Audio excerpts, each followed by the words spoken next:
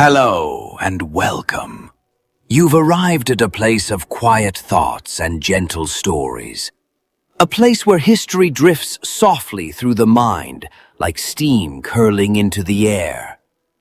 Tonight, we will take a journey, not through battles or empires rising and falling, but through warmth and water, marble and murmurs, into the peaceful world of public baths in the Roman Empire. Let the worries of your day wash away. Let your limbs grow heavy and your eyes soft. There's no rush here, just story, memory, and sleep. So, lie back, breathe slowly, and let us wander together into the past. Our story begins in the 1st century BCE, under the golden sun of ancient Rome. Imagine walking down a paved Roman street, the clatter of sandals echoing softly against the stone. The air is dry, the day warm, and in the distance, rising like a vision, are the smooth marble walls of a great thermae, a Roman public bath. These were not merely places to clean oneself. No, they were centers of daily life, of conversation, relaxation, and ritual. Everyone came here, rich senators, humble shopkeepers, elderly philosophers, and young children. Some would stay for hours, others the entire day. Each bathhouse was a miniature world of its own. A quiet, warm place to escape the pressures of Rome. You enter the bathhouse quietly, sandals slipping off, tunic gently folded. The inside air is thick with a comforting warmth, scented faintly with herbs, perhaps bay leaves or lavender floating in the Caldarium steam. The noise here is hushed. You hear the occasional splash of water, low conversations, the scrape of metal strigils across skin. The bathing ritual begins not with water, but with warmth, a time to sweat out impurities. Romans believed deeply in the connection between health and bathing. They were, in many ways, centuries ahead of their time. The rooms were arranged by temperature. First, the apodyterium, the changing room. Then the Tepidarium, the warm room. The Caldarium, the hot steam chamber, and finally the frigidarium for the cold plunge. Each transition was slow and deliberate, a ceremony of comfort. Before stepping into water, Romans applied scented oil to their bodies. There were no soaps as we know them. Instead, olive oil was used, massaged gently into the skin, then scraped away with a curved metal tool called a strigil. This act was both practical and meditative. It cleansed the body and soothed the soul.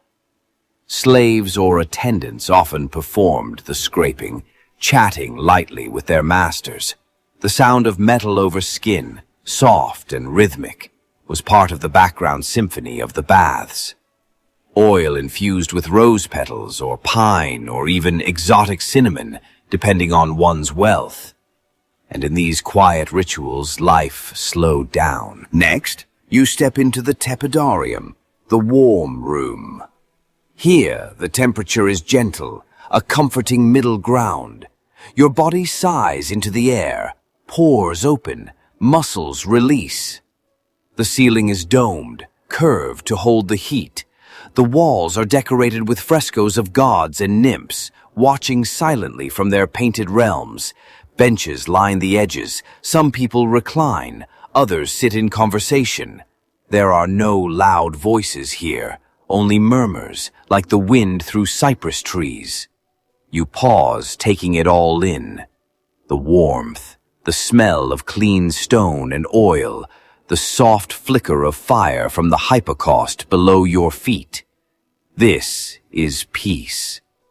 The kind known not in silence, but in harmony. Now, the Caldarium, the hottest room.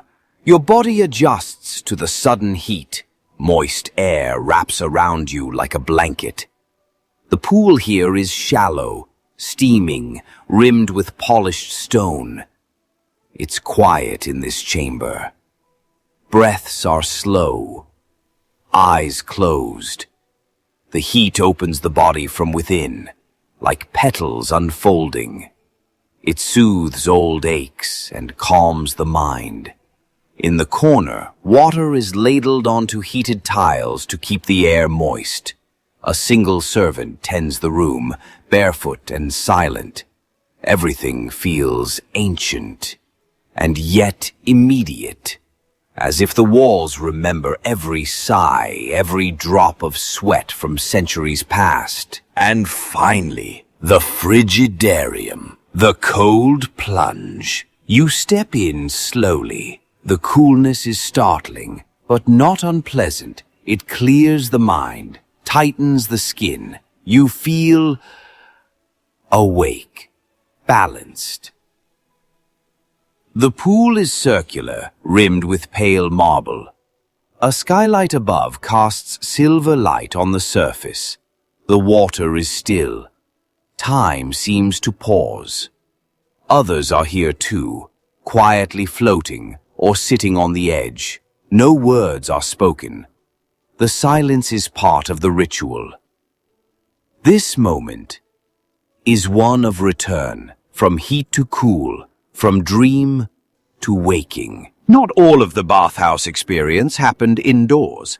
Once bathed and refreshed, many Romans would slip into open-air courtyards and quiet gardens, still wrapped in towels or simple tunics, skin still warm from the baths. These spaces were peaceful oases within the bustling city, filled with the rustle of olive trees, the perfume of herbs, and the low buzz of bees among lavender and thyme. Stone benches sat in the shade of pergolas, fountains whispered, columns supported creeping vines. Patrons might sit with a cup of watered wine or nibble figs or chat softly with a friend. For some, this was their favorite part.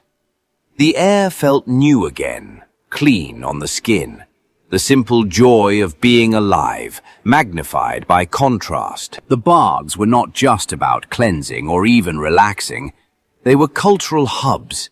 In the palastra, an open courtyard for light exercise, young men practiced wrestling or played ball games. Nearby, philosophers debated, and poets recited verses to sleepy listeners reclining in shade. Many larger baths included libraries, rows of scrolls, maps, and writings. Scribes and scholars, quiet as moths, copied texts by hand under oil lamps. There were rooms for music, for massage, even for small theater performances. The bathhouse was a miniature Rome, a mirror of the city, but slower, softer, gentler. Time flowed differently here. After bathing, many Romans lingered nearby for simple meals. Vendors sold warm honeyed bread, olives, or roasted chestnuts just outside the bathhouse gates. Some carried baskets of boiled eggs or cheese wrapped in leaves. People sat in pairs or small groups, resting on the warm stone walls, trading gossip or smiling in silence. Children played with carved dice or pebble games at their feet. Old men leaned back, eyes closed in the sun. Musicians sometimes wandered by, plucking soft notes on a lyre. The bath was more than water. It was the rhythm of life, a pause, a return to the human. Of all Rome's bathhouses, the grandest were architectural wonders, monuments of luxury. The baths of Caracalla, built in the 3rd century CE, were among the largest and most elaborate. They could hold over 1,500 bathers at once. Imagine vaulted ceilings soaring overhead, mosaics of sea creatures beneath your feet, and entire rooms bathed in golden light filtered through stained glass. There were heated floors beneath your toes, and enormous bronze mirrors reflecting light. Sculptures of gods stood guard at every corner. But even here, amidst marble and magnificence, the purpose was the same. stillness, restoration, quiet joy. As centuries passed, the great baths of Rome slowly began to empty. The empire weakened. Invaders came. Funds dried up. Aqueducts broke, and in time, the waters stopped flowing. Some baths became shelters. Others crumbled into ruins. Plants grew through tiles where emperors once walked. And yet, in the stones and silence, their spirit lingered. The memory of warmth, of peace, of humans simply being together remains etched in the ruins to this day. And when we bathe today, in hot springs, in tubs, in spas, we carry with us echoes of Rome. And now, as the last candle flickers in the ancient Tepidarium, as the water stills and the voices fade, you lie back in your own quiet chamber. Let your breath slow, like the calm ripples of a Roman pool at twilight. You've walked among the arches, felt the stone beneath your feet, heard the whispers of centuries long gone. Sleep now, traveler. Sleep like a Roman after the baths. Body soothed, mind at peace. Let the warm waters of history carry you gently into dreams. Good night.